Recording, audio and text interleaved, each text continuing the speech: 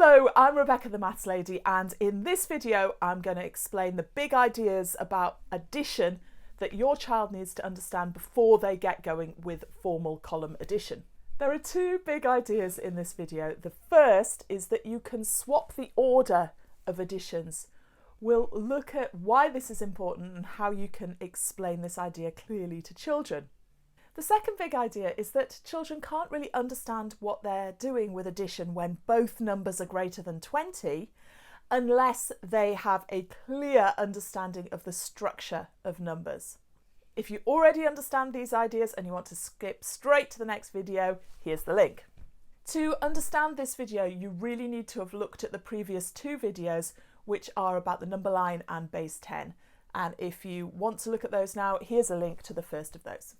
So the first big idea of addition, look at this addition. 2 add 67. How would you do that? Well, most adults would start with the 67 and add 2, 68, 69. And what they've done there is to swap the order. And when you can swap the order of a calculation, we say that calculation's commutative, which just means you can do it in either order. It's something adults just know, but may not make sense to a child. Subtraction isn't commutative, so why can we do that with addition? Fortunately, it's really easy to teach this well when you've thought about it. All you need to do is, if you give a child an addition where you want to naturally swap the order, be aware of that and just slow down a bit and say, instead of counting on 67 from 2, I'm going to start with the 67 and add on 2 because it's easier. And we can do that because you can swap the order of additions, because additions are just about finding a total.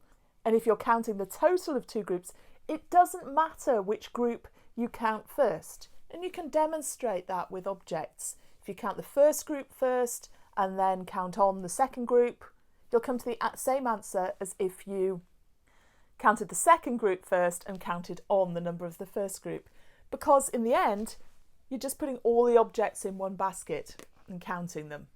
So it does make deep sense.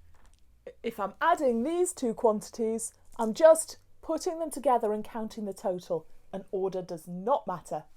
Once you've done that, you want to pick up on a circumstance where your child is using the commutativity of addition, they're swapping the order themselves, and just get them to explain why they've done that with a little help if they need a little help. And you're there. They securely understand this. Now, our second key point. If a child hasn't learnt a structure of number, then the only way they can really understand addition is to start with the larger number and count on. And they might use their fingers and toes to do that. They need to have learnt the numbers as a list, which a lot of children actually do. And then they can count on up to 20 with their fingers and toes and have a good sense of what they're doing. But beyond that, they don't really know what they're doing. Now, if a child like that comes across a calculation like this, and they are taught, we do the 3 add 8, we start at the right, we do the 3 add 8, that's 11, we carry the 1, they can learn to do that process and continue it. 6 add 2 add 1 is 9, 2 add 1 is 3. They can learn to do that as a mechanistic process because they can do those small additions. They feel secure and confident and they can be happy and achieve success. But they've no idea what these numbers really mean, and they've no idea of the holistic process and what's going on. So the moment they forget the method, they've no idea how to rebuild it. And that's why some children struggle while others are thriving, because some deeply understand the base 10 structure that you need to support your thinking on this. And the other structure children are going to need is the number line, because that's going to support their thinking about mental addition. And we're going to develop those two ideas together. So our takeaways from this video: number 1, addition is commutative. You can swap the order.